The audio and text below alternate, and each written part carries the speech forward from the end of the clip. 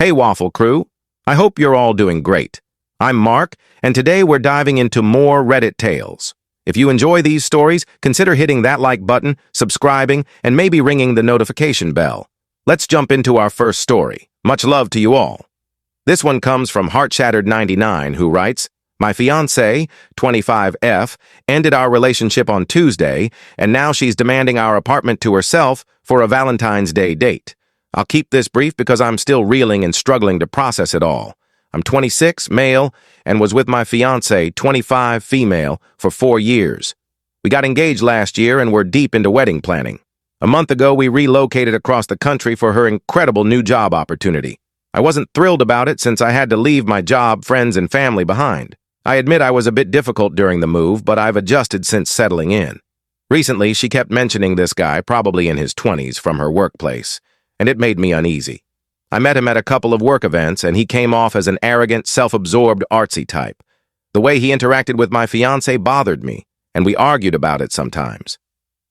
Tuesday night, she came home late, sat me down, and broke up with me. She said she felt an instant connection with this coworker, stronger than anything she's ever experienced. This, from the woman who, just months ago, was in my arms under the stars, saying she'd never felt more at peace by my side. I spent the night on the couch, feeling like I was being gut-punched repeatedly. I didn't sleep until 3 p.m. the next day, and only woke up when she told me she needed the apartment to herself for a Valentine's date with this guy. Because of the move, wedding deposits, and being jobless here, I have no money for a hotel or anywhere else to go. We fought when I pointed out she knew I had nowhere to stay. She said it's not her job to fix my problems anymore, and that I needed to figure it out. Apparently, his roommate is hosting a date, so she offered our place for her date with this jerk. She insisted it's happening, no matter what I say. So what am I supposed to do? That's just cruel behavior. You uprooted your life for her career, and it seems she was already emotionally involved with this coworker before ending things with you.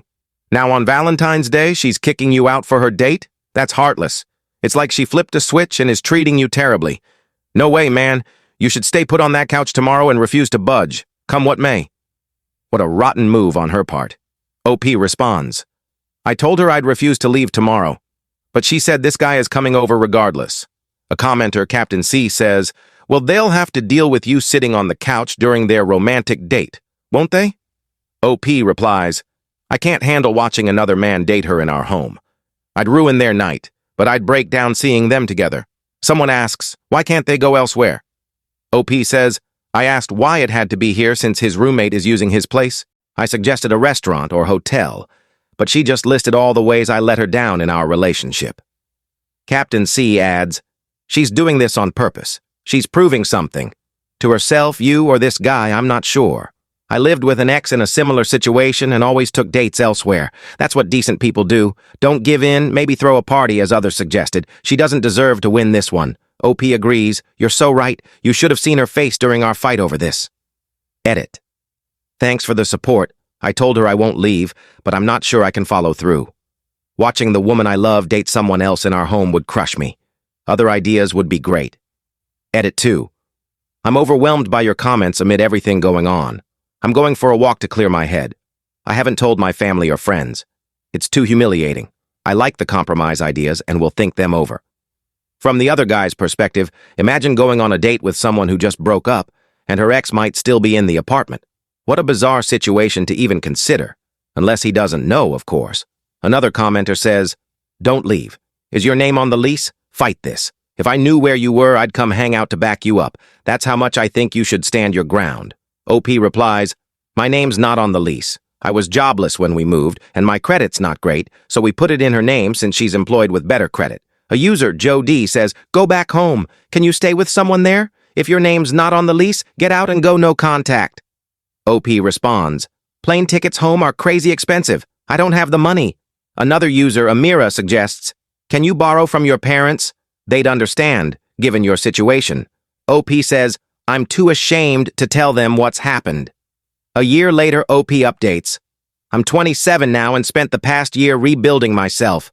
With Valentine's Day here again, I've been reflecting on last year's dark times. I didn't have the strength to update then, but now, after healing, I want to share how I'm doing.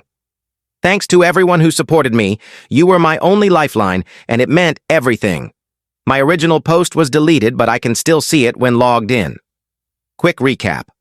My fiancée dumped me a month after we moved for her job, then demanded the apartment for a Valentine's date with a jerk coworker. I had no money or options.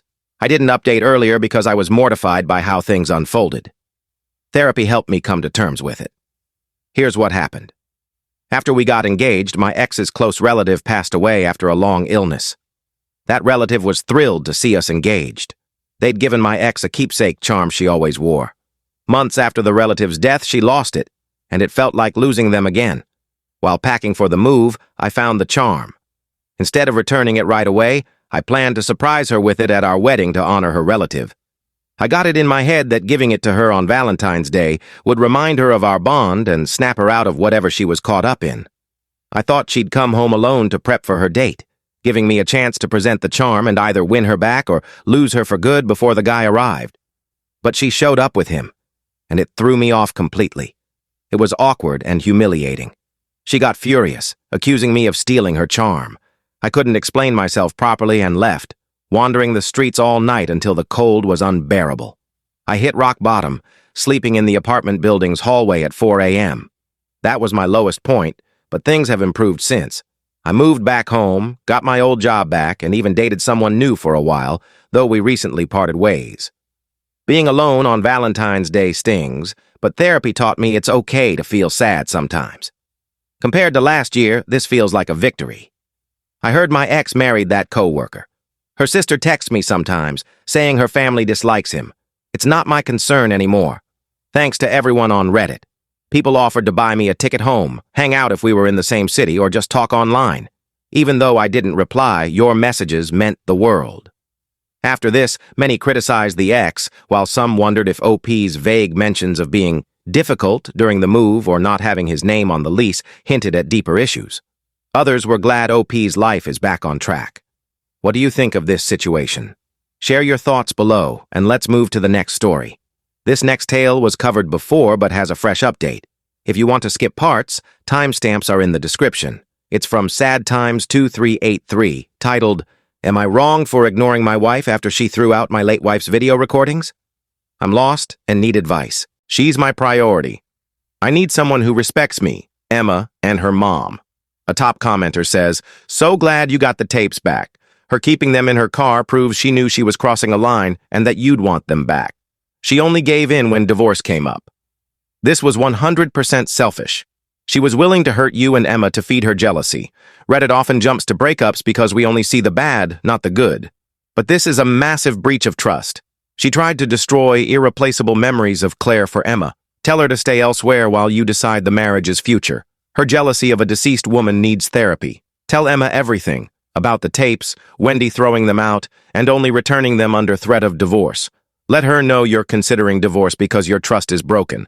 If she doesn't want to see Wendy, respect that. Also, forget waiting until 18. Emma should see those tapes now. She's close enough to adulthood. Another says, get those tapes digitized and backed up in multiple places. Your wife needs serious help. Another, who lost a parent young, says, I'm beyond relieved you recovered the tapes. Something like that would change my life. If my step-parent did this, I'd hope my parent would leave them. Secure those tapes where Wendy can't touch them, maybe a lockbox. Over a month later, OP updates. It's been a month and things have shifted. Emma's birthday went wonderfully, especially without Wendy there to spoil it. Wendy found my post and flipped out, accusing me of trying to ruin her life over something minor. Her sister saw the story on TikTok, sparking a huge fight. She gaslit me, calling me crazy, and threatened to take everything and leave. She stormed into our room, tearing things apart to find the tapes again. I grabbed her wrist to calm her, but she cried, claiming I hit her. When I backed off, she threw things at me. It was Emma's birthday, and I had to pick her up for our dinner reservation. I left Wendy there, not having time for her tantrum. The tapes were safe at my mom's house where we went after dinner. We came home to a trashed house, furniture and photos destroyed. Wendy and her kids were gone, along with her car. Security cameras confirmed she did it.